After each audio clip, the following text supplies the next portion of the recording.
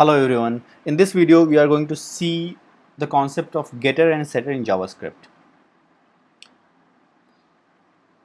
Getter is a thing where using get keyword we can bind an object property to a function that will be called when the property is looked up.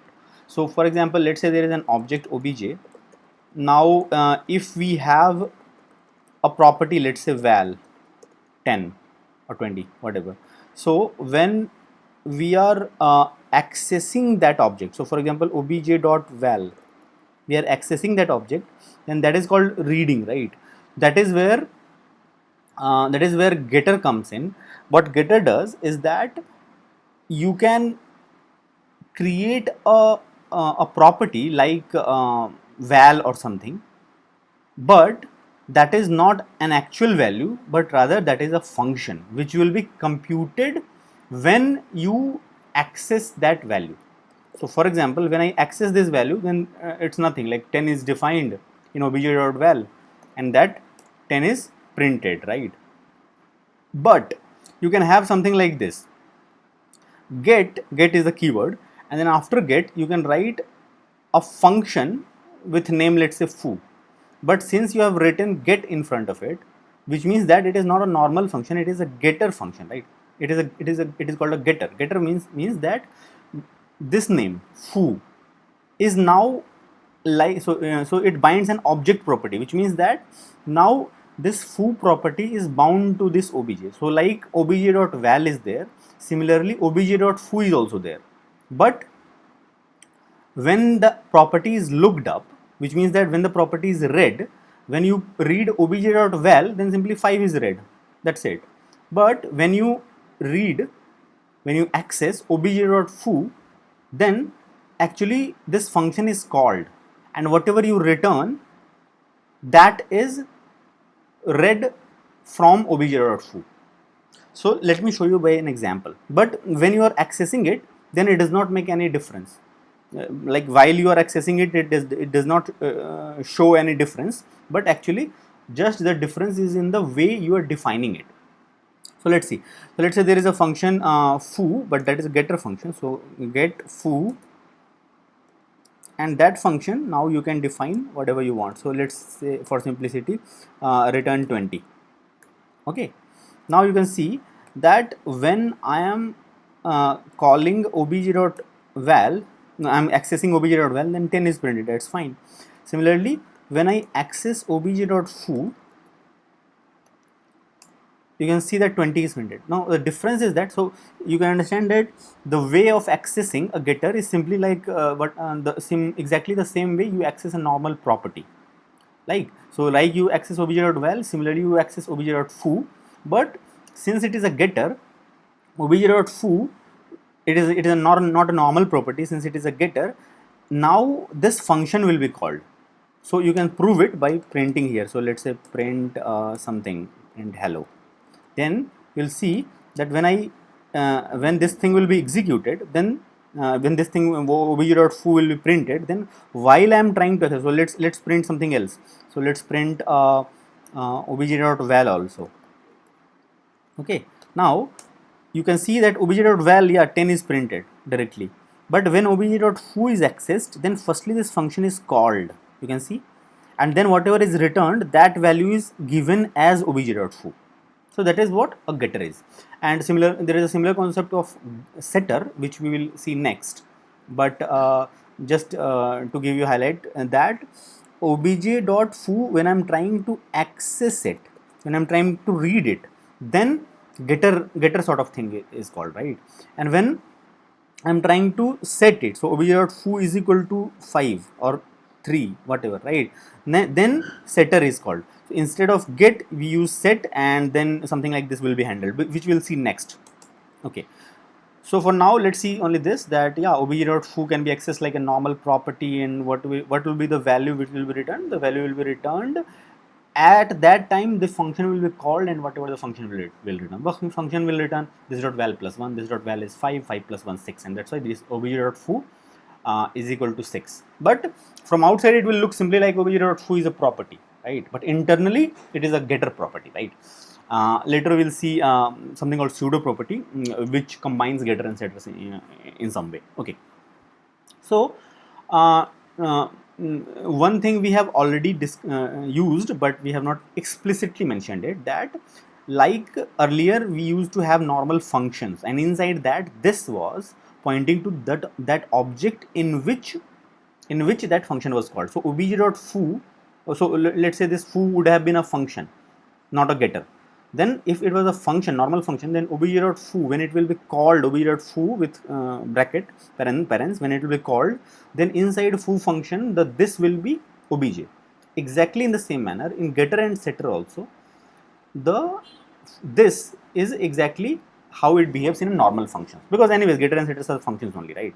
So function used in getter and setter has its this bound to the object from which the property is being called, as used to happen with normal functions, even if it is a not getter and setter. Okay, fine, we'll see setter soon. Now let's see a few examples. So in what scenarios this can be useful. So for example, let's say I have created a getter max item, where I want, where there is some other property, let's say items, and which is an array, and I want to get the maximum of that array, whatever the items are there in that array. I want to get the maximum of that, right? But every time I don't want to read items and then have a for loop and see what is maximum. I want to write that logic like inside the object itself, and if I write something like this max item, and it is a getter, which means that simply obj.max item can be accessed, and on the fly I will try to go through items, and I will see that whatever is the maximum. So math.max is like you pass 10 arguments to math.max, and it will give you the maximum of those arguments. So in this case, obj.items, so whatever the items are there, we are spreading it. Why? Because math.max takes multiple arguments, not an array. So we are spreading it, and whatever is the maximum among all the spread items, so in this case 1, 4, 2, whatever is the maximum among them, that will be returned from here. So let's see that in action. obj.max item, right now directly when I will access it, then yeah, obj.max item, when I will access it and I will print this, then I will get 4. Why? Because among 1, 4, 2, 4 is the maximum. Now to see that this thing is not static, this thing is dynamic, and this is computed on the fly, as we saw earlier also. Every time we call it, this function will be called. What we can do is that let's change obj.items. So obj.items is now let's say we are pushing 6 to it. So 1, 4, 2 and 6 is also there. Now if I get do print obj.max item, then I'll get 6. You see that I have not modified obj.max item, but automatically obj.max item is now 6. Why? Because obj.max item, this max item is not a normal property, it's a getter. A getter is a proper function which gets computed on the fly when this function is called, when this property is when this getter is called. When this getter is called, how this getter is called, you don't need to call parents or something, simply obj.max item, like a property you call it, and automatically this function will be called. And now 1, 4, 2, 6, what is the maximum? The maximum is 6, and that's why that 6 is returned. Okay, so now let's see something which is specific to getters. So in getters, actually they can have an identifier which is either a number or a string. Okay, so yeah, we saw that when we create a variable, so let's say const x, y, z, or x is equal to 10, right? But we can't create a variable something like 5 or 3 xyz, right? What is happening is that when it must not start with a number, or simply the variable cannot be simply 3 or 0, right? But actually that is not the case in case of getters. You see, this thing is also some name, right? But actually this can be a number also, which means that you can have something like let's say 45, and that is perfectly fine, right? And how this will be accessed? You cannot access it like obj.45. You cannot access it because dot notation will not work, but you can use array notation, right? Array sort of notation. So this sort of notation will work, and you can see that this thing still works and returns 20. So this is just a special case for getters. In general, variables cannot be named like this, but this is a special case of getters and setters. Also, it works where the name of the getter or setter can be, apart from a normal string, it can also be a number. Okay, and more importantly, a getter, you can see that whatever this property name is there, but the thing is that this parents, within parents, this is a function essentially. This parents, it has no parameters. Okay, so it has zero parameters actually, and if you provide more than zero parameters or something, then actually that is not a valid getter. Okay, so let's see an example.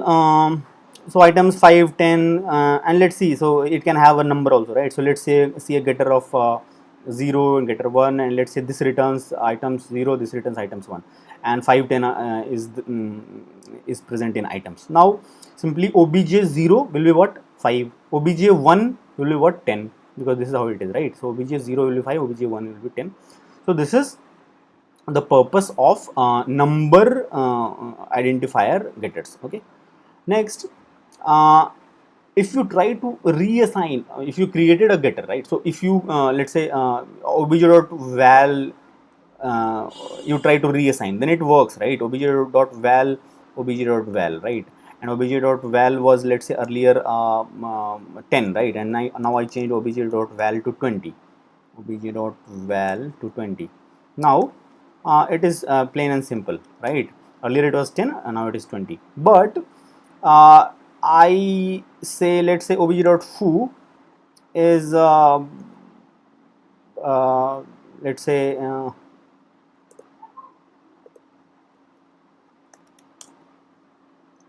you see what is happening. Let's remove this hello, because it will be called every time foo is called, but that is fine. You see that earlier it was 20. Okay, here also it is 20, so let's change it 50 or something, right? So you can say that earlier it was 20, I changed it to 50, but still it does not change. So basically you cannot reassign a getter. In fact, for doing something like this, we use something called a setter, which we'll learn next. But right now, just understand that a getter cannot be the value of a getter cannot be reassigned like that. Okay, so if obj.min is there, something is there, then obj.min will be, yeah, obj.min is 1. So like earlier we saw max, this time it is min, where I'm getting the minimum of all the array, all the items in the array, which is 142. I'm getting the minimum is 1. So obj.min is 1. But if I try to assign something like obj.min is equal to null or something, then obj.min will not become null. Right? It will be simply ignored. Any attempt to try to assign a value to a getter will be ignored, and obj.min is still 1. And not only it is 1, it is still the functional perfect min getter, which was earlier, which means that, let's say, now I do obj.items.shift. Shift, what does shift do? Shift removes the items from the beginning, and shift adds the items to the beginning, right? Now shift removes the items from the beginning, so after this operation, the items is now 42. Among them, the minimum is 2, and that's why you can see that obj.min is 2, which means that it is working. This statement is basically a no operation. It does not do anything. Okay, this statement. Okay, but we can delete a getter. We cannot reassign it, but we can delete it.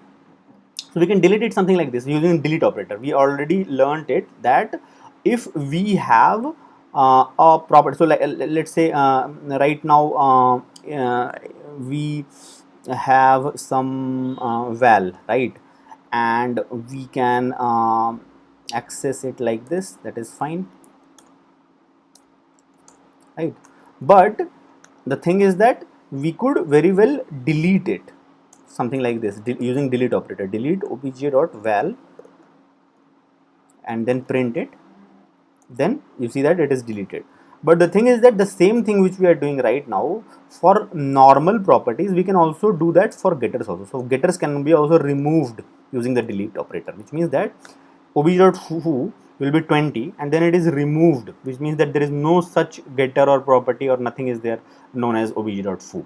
Okay, so you can see that earlier it was 20 and now it is undefined because it is deleted, right? And you can prove that again by printing simply obj rather than obj.foo. So it was val and a getter was there also named foo. but now only val is there, getter is gone because I removed the getter foo using delete operator. Okay, so let's take an example here. Val 5. So incr is a getter which returns the incremented value of val and also increments val. So yeah, that is like that. Which means that if I do obj.incr, then it returns 5 plus plus, which means 6, right? And at the same time, it also increments val, which means that after this statement, val is now 6. And that's why when I call again obj.incr, now it is 6. So plus plus this dot val, which is 6, it will become 7, and now val is also 7, and the return value is also 7. But let's say after that you remove that incr getter, then obviously now if you print obj.incr, you will get undefined because it is deleted, and all the other things which is already done, it remains as it is, which means that if I print obj.val, then it was 7, right? So it is still 7. And if you print obj, then you will see that this is only having one key value pair, val and 7, that plus plus that getter incr is removed. Okay, next there is something called computed property name. I don't remember whether we discussed this or not, but the property names does not need to be hard coded. It can be actually a proper expression which can be computed on the fly, which means that if I'm trying to create an obj with, let's say, some property foo, which is 5, and another property whose value is 10, but whose name whose key is actually not known, which means that actually there is some variable whose value should be the key, then you can write something like this, where prop is actually a variable, and if you put a square bracket in front of it, then it means that the key is the value of the prop variable. Prop variable is var, and here it can be any expression also, doesn't matter. Whatever the final answer is there, that value is my key. Okay, so the key in this case is bar, and that's why when you print obj, then you will see that yeah, foo is 5 and then bar is 10. So this thing is replaced with bar. Okay, so this is called computed property name, where the property name is not hard coded, but whatever it is computed based on the variable which you are using here. Okay, and again it can be a full blown expression also. So let's say foo 5 and then foo 5, then and here there is a shortcut, right? So foo only, which means that foo key, and foo is the key name, and foo value is the value name. We learned this earlier, right? So foo 5, and what is this? The value is 10 obviously, but what is this? This depends on what is this expression. This expression is foo mod 2 is equal to 0.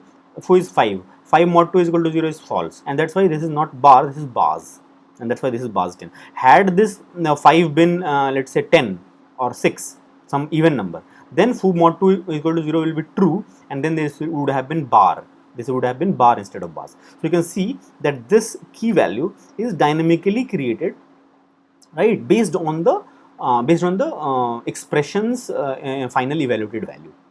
Okay, now the point I am discussing this here because the same thing applies to getters and setters also. So in getters also you can use something like this, where I am not so get, and there has to be some name of the getter, right? But let's say that name I can again have a computed property name, which means that whatever is this expression's value, final value, that is my name. Now that can be string, right, something like this, or that can be a number also, because we know that it can be numbers also. But the point is that evaluated expression is the final property name, and that is computed property name. In this case it becomes the getter.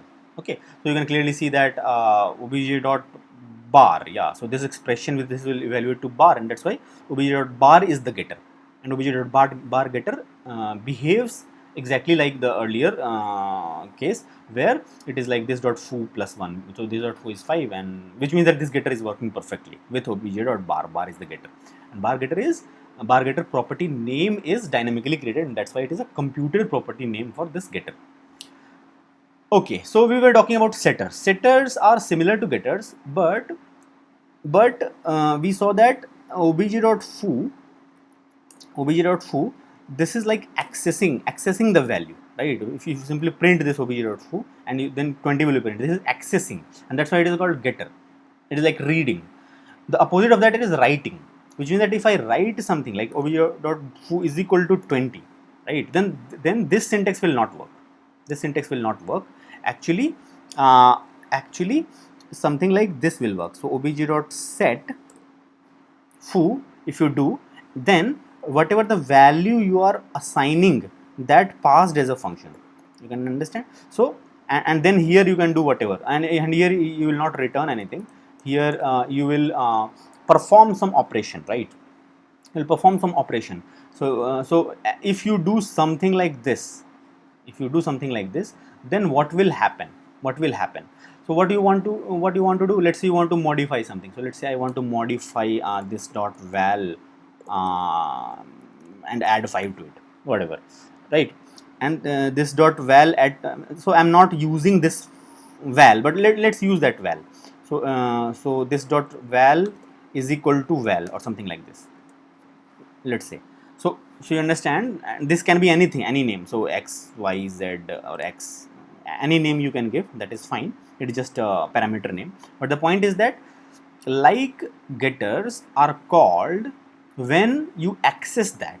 Similarly, setters are called when you try to write into it, right? When you try to write into it. So when you do something like foo, object.foo, and foo is a setter, then obj.foo is equal to 20.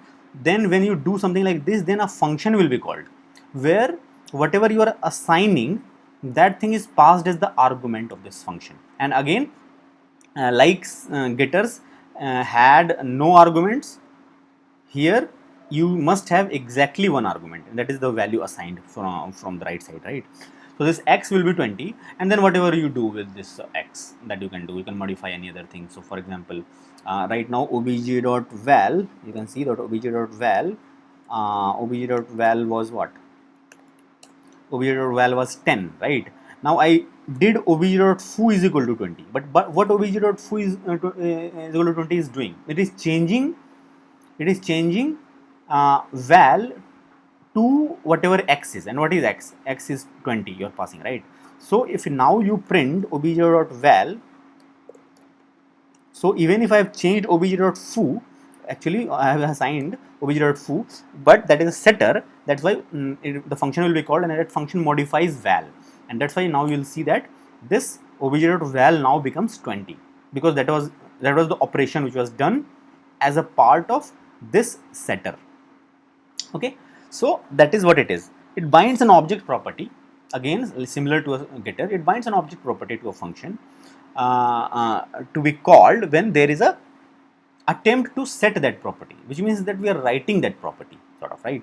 So let's say there are items, and then set item, and then let's say every time you are doing something like obj.item is equal to something you are setting, then actually internally what is happening, that this dot items dot push, that value whatever is you are setting, that value is pushed to items, which means that something like this. Initially obj dot items was empty. When you do obj dot item 5, then this setter is called, and then it pushes that 5 to items, and that's why now the items array is 5. Similarly, again you do obj dot item is equal to 10, then again 10 is pushed to that items, and now if you print obj.item, then it is 5 and 10.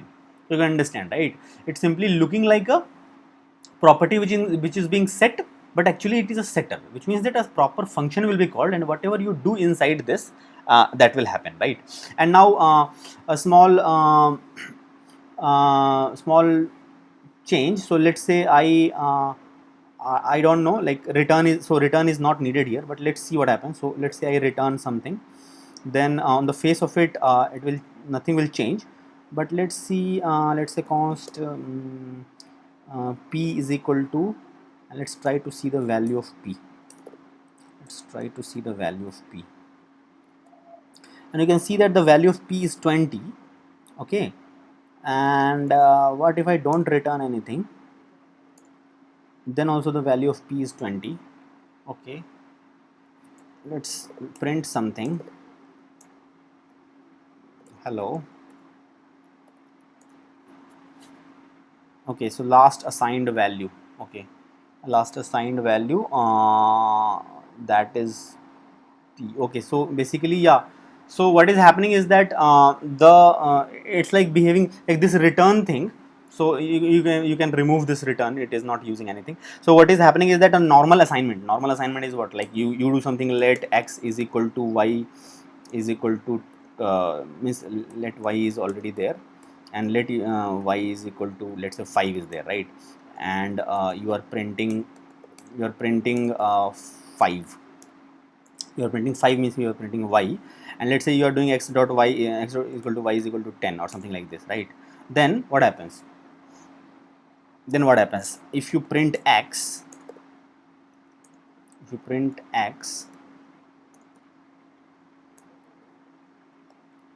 then you will see that x has become 10, but actually y has also become 10. And how this is working, because when you are doing y is equal to 10, then we discussed it earlier that this whole thing's returned value is the final value which is assigned. The final value which is assigned is 10, and that's why this whole expression's value becomes 10. In a similar manner, you can see that if you do something like this, then even though this is a setter, this whole thing is like what is being assigned, 20 is being assigned. So this whole thing is 20 irrespective of what are you returning. So even if I am returning let's say -1 or something,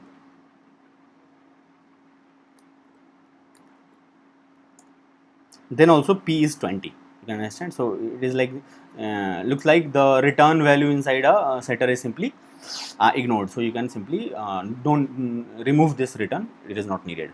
Okay, now a setter can have an identifier. A setter can be an identifier with a string, or which is also a number, which is also possible, right? So like getter, it can be a number or a string, both. And again, the getter did have only it did have 0 parameters. In this case, you need to have exactly one parameter. Okay, which means that exactly one parameter val is needed, and this identifier can be a number also, a string also. And again, set 0, which means that now obj 0 can be accessed, and what will be done as a result of that, this dot items 0 is equal to val, which means that this dot items 0, which is 5, it will be set to whatever I pass as a value, which means that if I do something like obj 0 is equal to 8, then earlier obj dot items was 5 10. When I do obj 0 is equal to 8, then this setter will be called, and this will internally set items 0 to whatever the value is 8, which means that it will set 5, replace 5 with 8. Okay, so 5 10 will be converted to 8 10. Okay, and again, setters can also have simple computed property names like getters. Okay, so this will also work, which means that obj.foo is 5, and here in setter, what I am doing is that whatever the value I am setting, so this expression will be bar, right? So obj.bar is the new setter. If I do obj.bar is equal to 10, then this function will be called, and this dot foo will be set to 10, and that's why foo will be 10 rather than 5, and that's why obj.foo now we print it is 10. So like same thing, just that computed property names works for setters also. And if we combined both setters and getters, then we get a something called a pseudo property, and it's just a name, essentially just it's a getter and setter. But the idea is that, let's say you have a getter also named score, you have a setter also named score, and now you do something like this, that if you get it, which means that obj.score, if you simply want to read it, then it will give you whatever is in the data. And if you want to set it, that this dot score is equal to 50 or something, so not this dot score, obj.score is equal to 50 or something, if you do that, then this function will be called, where that 50 or whatever you have passed, that value will be assigned to data, right? And again, if you do obj.score, then again that data will be available, which means that it is this obj.score, this score thing is now acting as a proper property, but actually it is not a property, it is simulated using a getter and setter. and that's why it is called a pseudo property. But it can be read also, it can be written also, and that's why it is like a property, and that's why it is a pseudo property simulated using getter and setter. Which means that you can do something like this. Obj.score, initially nothing is there, right? So it is undefined. So that's why this dot data is undefined, and that's why undefined. Now if you do obj.score is equal to 10, then this setter is called. This setter is called, then yeah, this dot data is equal to val, which means that this 10 is now data. Data is now 10. Okay, and now if you now print obj.score, then now getter is called, and this will now print return this dot data, and data is like set to 10 here because of this setter. So the obj.score will return you basically 10.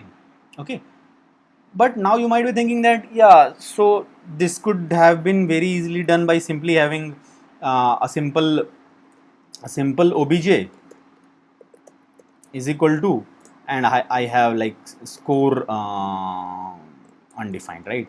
If I simply did that, that is enough, right? Why to do all that? Initially it is undefined. If I will set obj.score to let's say 10, and then I print obj.score, then you can see that earlier it was undefined, and now I have set it to 10, I got 10. Yeah, so that is what we are doing here, right? So why we are getting into that much trouble of creating a pseudo property getter and setter, right? The answer is that now you have a more fine grained control over what gets assigned and what gets read. That is the thing, right? In this case, when you don't want to do anything, then this thing is fine. But let's say you want to get more control over it. Let's take an example of that. For example, let's say when you are assigning it 10, let's say even if I assign it to string 10, then also my obj.score should be a number 10 rather than a string 10. It should be a number 10. You can achieve such a thing by using a getter and setter, like a pseudo property. Instead of a normal property, you can use a pseudo property. So let's do the same thing.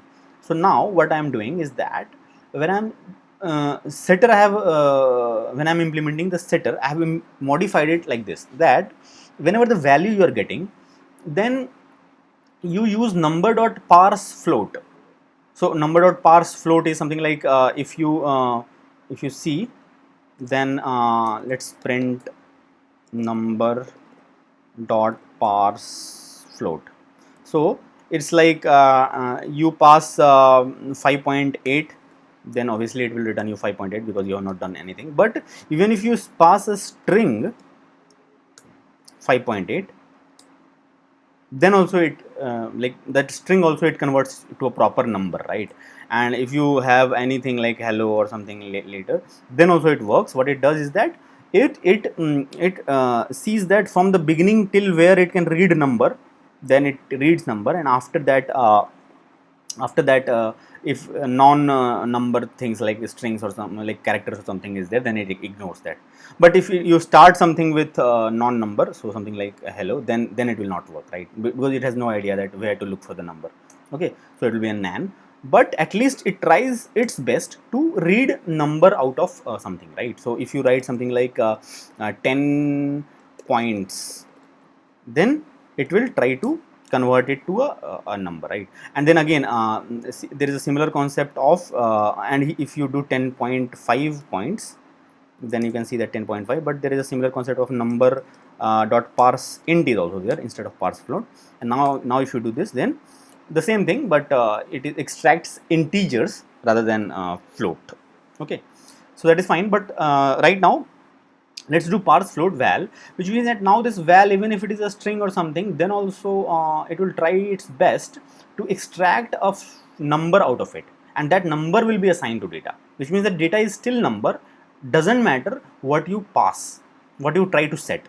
Which means that now something like this is possible, which was not possible without pseudo property, which is obj.score is undefined initially. Yeah, that is fine, but now obj.score is equal to you assigned a string, something like 40 love or something, right? But when you print obj.score, it is actually a number. It's if you print type of, then you'll see it's number. It's number 40. And why that has been the case? Because this is string 40 love. I have before assigning it to this dot data, I passed this number, I processed it via number dot parse float, which in turn converts this string to a number 40, and that 40 is assigned to data. And now when I am using obj.score, then I am using this getter, this dot data, and this dot data is now 40 number, and that's why this 40 number is returned. Okay, so that can be a use case of a pseudo property. Okay, so one final thing is there is something called a memoized getter, which is also called a cached getter. There is a concept where we can delay the calculation of a property and cache it for later access. It's just a pattern, whatever we have learned till now, only we will be using that only, but it's just a pattern which you can use if you want to use in your code bases. Okay, the thing is that, let's say there is some function which returns an object, something like this, that yeah, so what this will return, this will return an object. So this is a function, right? When you call this function fact data with some number, it returns an object with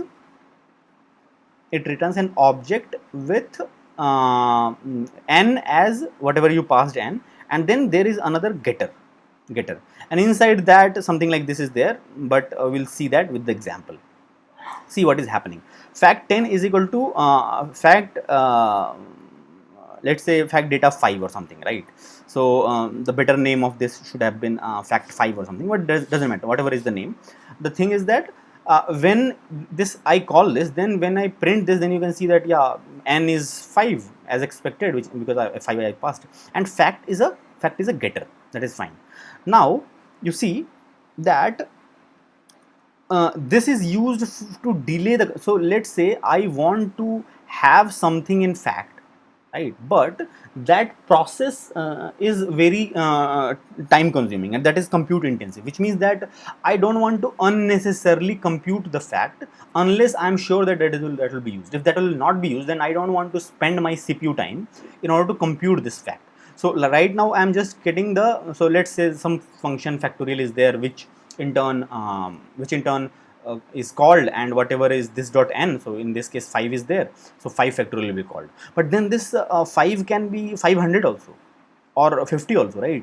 Why I would like to do that much computation if I don't know whether I will be even using that or not? And that is where memoized getter comes into picture. What it does is that it creates a getter, something like this.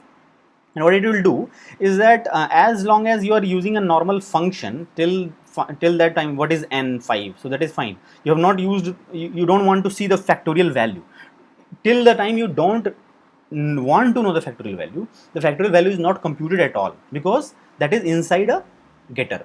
But as soon as the first time you call dot fact, now this is a getter, right? So what it does, this function will be called, and the return value will be returned from this, right? But now the first time this when this is called, then inside that you are deleting this dot fact.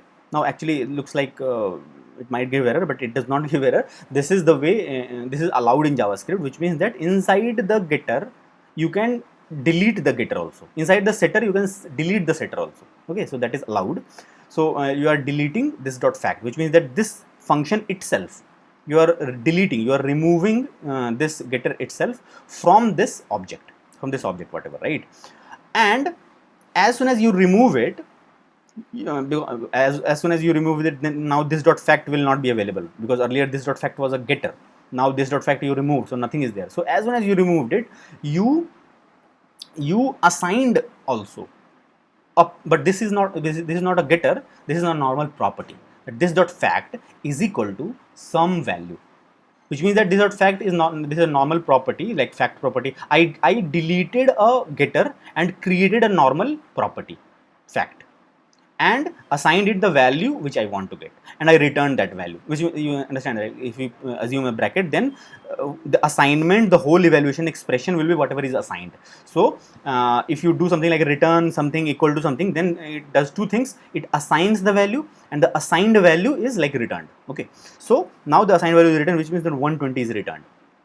And just if you have factorial function, then you can prove this by by printing something called factorial called. You can print this, you can console log this inside this factorial function wherever you have defined, and you will see that that function is called the first time when you do something like this, right? At that time when you are calling, then it is called. Okay, but when you call it again, let's say again you call it like fact10 dot fact, then this time the factorial function is not called. Directly you are getting 120. Why? Because now I don't have a getter. I have a simple property, something like this, fact 120. Because I deleted the getter and replaced it with a normal property, fact 120, right? Which means that from next time onwards, this value is cached. This answer, whatever is there, that is cached for later access, right? And so what is happening is that this is a intensive compute intensive computation. This was not called earlier. This was called the first time when I used it, and later it is cached for the later purposes. I don't want to recompute it again and again, because if it would have been a getter, then every time I would call, then every time it will be called. I don't want that, right?